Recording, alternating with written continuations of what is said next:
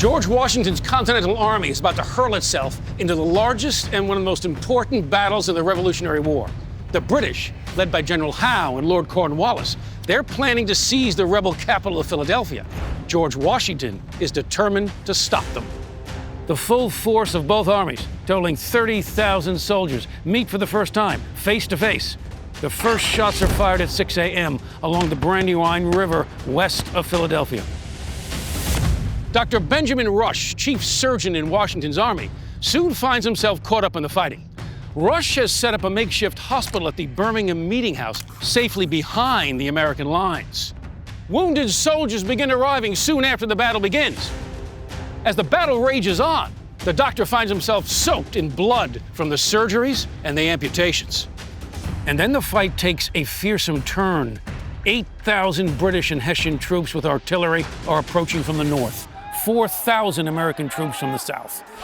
As the roar of the guns grows louder, Rush realizes that his hospital now is almost exactly in the center of the battlefield. But Rush and his team remain at their post, yes, and they keep working. I'm Joseph Loconte, an author and historian, and I'm tracing the steps of the American Revolution's indispensable doctor.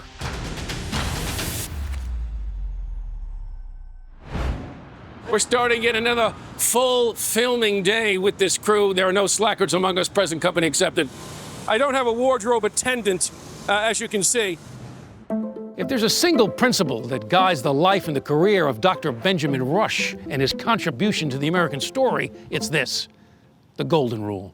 Rush applies the moral logic of this rule: treat others as you want to be treated, to every arena he enters, not just in the field of medicine, but also in politics, education, criminal justice, and the debates over slavery. Like any other mortal, Rush often failed to live up to his own principles. He could slip into self-righteousness and self-pity. But perhaps more fully and more consistently than any other American founder, Benjamin Rush embodied the political and religious ideals of the Revolution. If we're looking for a model of courage, integrity, and high moral purpose that is both realistic and inspiring, we have one. We got some Minutemen over here. Let's see. Attack at Germantown, 1777. I really want to understand, what was it like to serve as a surgeon in the Continental Army? I lived near Brandywine battlefield for almost 20 years. Oh, wow. It probably took me 11 years of driving around it before I really felt like I understood the geography, because General Howe divides the British force, and one force as a diversion, marches to what's now Chad's Ford. He does an enormous flanking motion to come around, surprises Washington Army. They have to divide their forces, and that's why Rush, can be on a spot where you think I'm safely ensconced, and then all of a sudden you find yourself in the middle of the action. Understanding, 18th century weapons. If you are hit by a projectile, low velocity, but probably 69 to 75 caliber, when that lead hits your body, it's going to open up, it's going to spread out, it's going to create, enormous shock and trauma.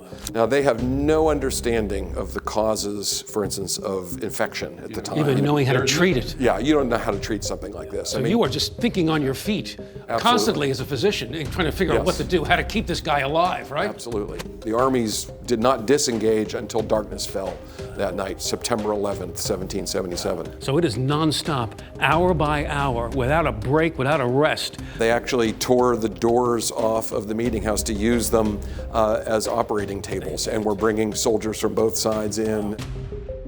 As the British advance, Rush and his colleagues are forced to gather the wounded, drag them to safety. Rush himself barely avoids being captured. Washington's army is compelled to retreat. In a brutal attack at night, many of his men are cut down in hand-to-hand combat in what is known as the Paoli Massacre. The British enter Philadelphia unchallenged on September 26, 1777, where they will remain until the spring of 1778. This is such a depressing and solemn day. Congress has fled, and the capital of the American Revolution has now fallen. On the other hand, there were people living in Philadelphia. You read their diaries, they saw that as the restoration of order. They were not unhappy to see British redcoats marching into Philadelphia. So it's a great reminder that this is a civil war. It is not just America fighting Britain, it is a civil conflict. There are a number of times in the Revolutionary War where it seemed like maybe the game was up, and this was certainly one of those moments. Moving from military hospital to military hospital to treat the wounded, Rush is appalled by what he sees among the doctors, the staff, and the soldiers: incompetence, drunkenness, and disorganization. "My dear friend," he writes to John Adams, "we are on the brink of ruin. We lost a city by that want of discipline and system which pervades every part of the army." It was a damning assessment, especially coming from a man who had been with Washington and his troops at the Delaware River, Christmas night, 1776, as they overwhelmed the Hessian troops. He was there at the triumphant Battle of Trenton, treating the wounded, delivering messages for General Washington to his gutsy commanders in the field. Yet at this moment, the skies looked terribly dark to Benjamin Rush. But it's always darkest just before the dawn. Washington and his troops find safe haven at Valley Forge, sets up his headquarters right here. And this is where he begins to transform his ragtag recruits into a truly credible and effective fighting force. And Dr. Benjamin Rush deserves some of the credit. Just before becoming a surgeon in the Continental Army, Rush drafted a medical manifesto addressed to soldiers and officers to improve the health of the military. Its opening lines will serve as a warning to soldiers and politicians in every American war to come. Fatal experience has taught the people of America the truth that a greater proportion of men perish with sickness in all armies than fall by the sword. Rush offers practical advice for the soldiers. Eat more vegetables, drink less alcohol, change your clothes, wash your hands and faces every day, get a bath several times a week, keep the area around your tent free of filth, and cut your hair short. This is radical stuff for 1777. At Valley Forge, Rush is appalled by what he sees here in this dirty and stinking camp filled with hungry and ill-clothed men. In the military hospitals, he sees problems of overcrowding, sanitation, shortages of medicine, healthy food, and hospital gowns. In a letter to Patrick Henry, he complains that more soldiers die in a month in the hospitals than perished in the field during the whole of the last campaign. Washington will put in place many of the reforms recommended by Rush, and we can only guess at the number of soldiers who will live to fight another day as a result. Hi, how are you today?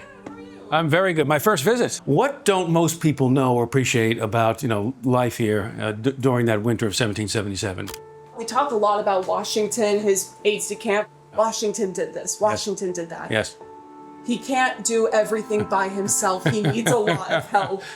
Valley Forge puts a spotlight on the sacrifice and the struggle that it takes to run an army. All the various people who have to play a vital role. Absolutely, yeah. So Martha Washington has to play a vital role here, having just come from Mount Vernon to run the household. She's doing that here. She's doing that Wow. here. The essential theme with Valley Forge is you're making do with what you have. Yeah. So just the will to carry on because the cause was good, the cause was just, the stakes were high. You can't help but be convinced these men really believe deeply in the concepts of human freedom and human equality. You didn't join the military for fun and adventure. You felt like the future of your nation was at stake. I think one of the most exciting areas that historians have uncovered in the last generation or so is much more detail about the service of men of African descent in the Continental Army and more broadly the American forces of the Revolutionary War. It's now thought that about 8,000 men of African descent served in the Continental Army through the course of the war, and that may be even undercounting. It's like they saw the promise of America.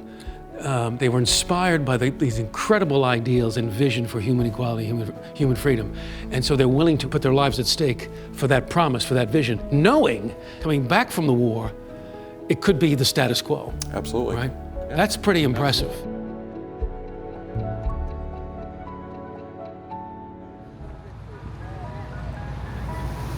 Okay, we're getting soaked in sweat. Hang on.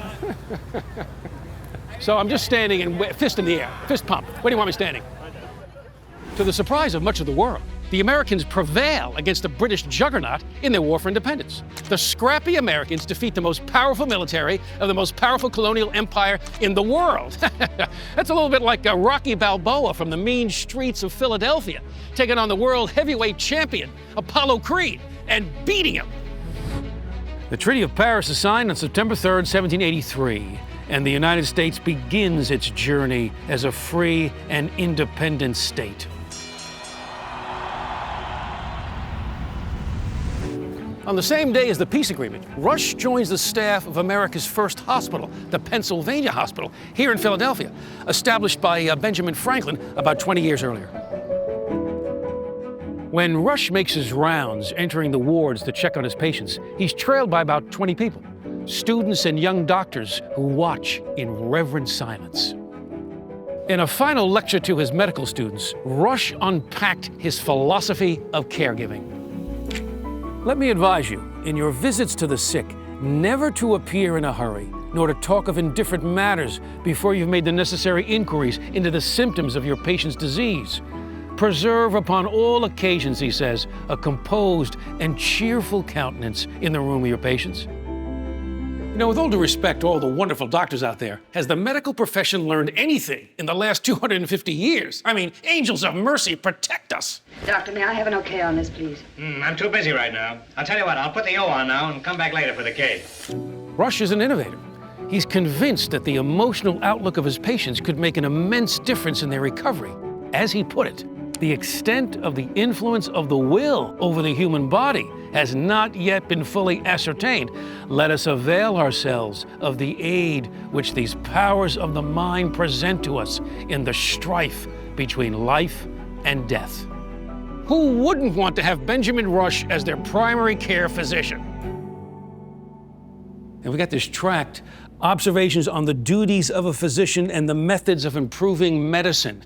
A doctor today should read this to understand some of the bedside manner that they should have. But then there's the other side, which you probably know. Rush held on to a theory of illness. The best way to treat an illness was through bloodletting. Bloodletting, right. And the more severe the illness, the more blood that had to be drawn. And there were medical ideas that were saying this is actually not helpful, it's actually harmful, that had developed alongside Rush, and he did not adjust his own thinking on it. Yeah, and he dug in on that, didn't he? Yeah, absolutely. Yeah, there was these kind of cultural assumptions that were baked into the cake, and nobody fully escapes all the assumptions of their age. This hospital, the Pennsylvania Hospital, first hospital in the country, it will become a major part of Rush's career. We also learned that when Rush comes for the first time and he sees the mentally ill chained in the basement, in cells, it just creates a kind of righteous anger. And he, on the spot, decides something has to change. We have to offer more humane treatment. Partly as a result, he'll be known as the father of psychiatry. Rush advances a revolutionary idea for his medical staff. Depression or melancholia is, as he puts it, a disease of the body as well as the mind. There could be physical, even hereditary causes for mental illness. The physician's task is to treat these people with understanding and compassion, get rid of the chains, and upgrade their living conditions. Thanks to Dr. Rush, the Pennsylvania Hospital becomes a pioneer in the humane treatment of the mentally ill.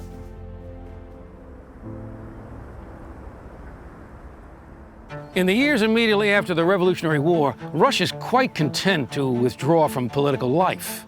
He wants to devote his time to his growing family and to improving the state of medicine in Philadelphia and beyond. But it will not be long before another crisis draws him back in. The city of Philadelphia will play host to a national debate about the future government of the United States. Will the country continue as a free and independent nation, or will it descend into factions, chaos, and civil war? Well, these are uncharted waters. America is headed into a political storm more fearsome than anything on the battlefield. And Benjamin Rush will find himself at the center of it. Well, thanks for watching, and don't forget to subscribe to the YouTube channel so you don't miss more episodes of the Benjamin Rush series. He was a truly remarkable colonial leader. And by the way, this series would be impossible without the generous support from my friends at Founding Forward. So have a quick look and learn about the incredibly important work they're doing to renew the American story. If there's one thing that everybody agrees on, it's this. We have to do a better job of teaching the next generation of Americans the meaning of the words, we the people. That's the mission of Founding Forward, to educate students, teachers, and the community about the principles of the Declaration and the Constitution, to create a future rooted in liberty. They use the places where history happened, at Valley Forge and in Philadelphia, to make the lessons and the achievements of the American story come alive. One thing that I love about learning history and where it happened is that you get a sense of feeling and passion. The experts that they bring in, the different perspectives of the topic really help you understand it much more deeply. These immersive programs transform people's lives and create the citizen leaders of tomorrow. As the nonprofit charity of the Union League of Philadelphia, Founding Forward reaches thousands each year, and they have aggressive goals for growth. But this work is only possible because of the generosity of supporters like you, who are helping to renew the founders' vision of a nation dedicated to the proposition that all men are created equal, a nation always striving to become a more perfect union.